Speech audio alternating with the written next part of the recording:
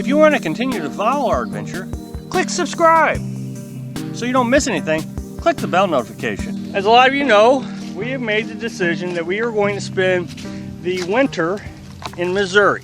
So we've had several cold evenings already, down into the 20s, and we're doing quite well. Now, I know, the winter has been a big concern of mine, but I do think that we're having some success at this. We're figuring things out, which is exactly what any RVer should be doing. First, you anticipate the problem, and then you just work the problem before the problem becomes a problem. I mean, I knew I was in Missouri. I knew it was going to be cold. So I didn't wait until it got cold and then try to figure out what I was going to do. I started working on this problem back in August when it was still hot. And a lot of the things that we put in place is working. For example, and I know this is so controversial, I mean, I cannot believe how controversial this subject is. Condensation. Everybody keeps telling me propane causes condensation. And I get it. When you burn propane, it produces water, but it doesn't cause condensation. Let me explain. This is important. The propane produces, I think for every pound of propane you burn, it produces, I mean, I've heard several different numbers, but let's just say it produces a pound or pound and a half of water. Well, that's a lot of water. The problem is, and this is where I think everybody gets so confused about this subject, is I don't burn a pound of propane every 10 seconds. I can burn probably a pound of propane would probably take me most of the day. Well, then all you're really doing is humidifying the area you're heating. That's it. That is not the cause of condensation. That is not when you turn on the propane stove in the morning, when it's, I wake up and it's 32 degrees in the camper, turn on the heater, the propane heater, and the windows immediately condensate. Any area that is not insulated condensates, and it's just dripping. I mean, it's like a rainforest in there. That is condensation. That is not propane. The other thing I can tell you is condensation is being caused between the differences between hot and cold. The wall is cold, you put heat up against it, it produces water. It's just condensation. So when you insulate, which we did, the condensation stops. So I don't have a condensation problem anymore, yet I still am using the propane heater the same as I did before. The other thing is a lot of people seem to think that this is an emergency, that us going into the winter is an emergency. And I want to hold on to this thought for a little while, because emergency, which means emergency fund, right?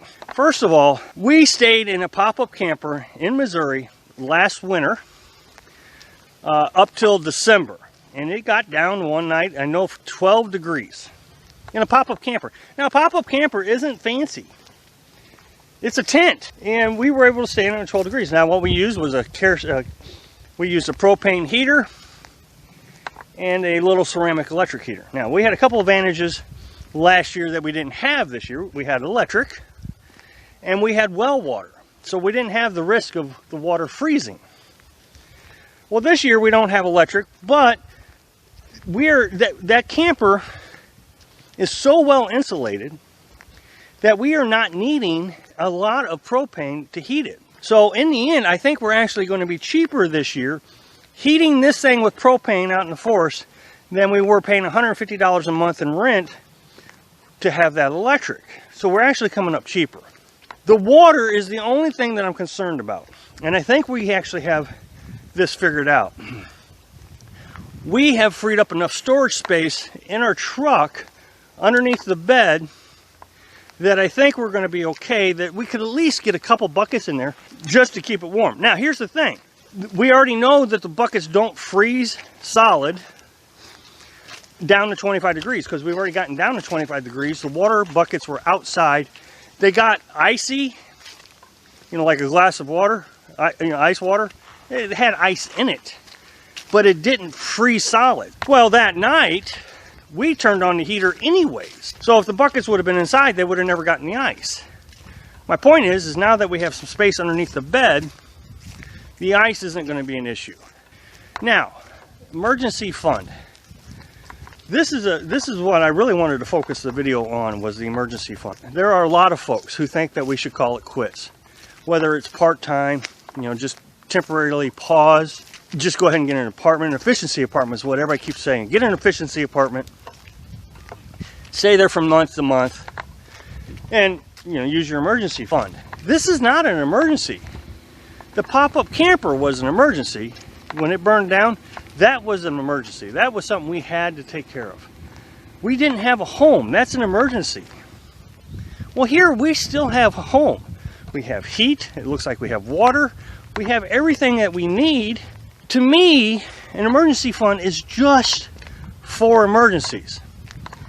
Fire, an accident, something that keeps us from going on and living. I just mentioned in a video minimizing your lifestyle, and when you minimize your lifestyle, you've learned how to minimize your cost, and you become almost obsessed with not spending money.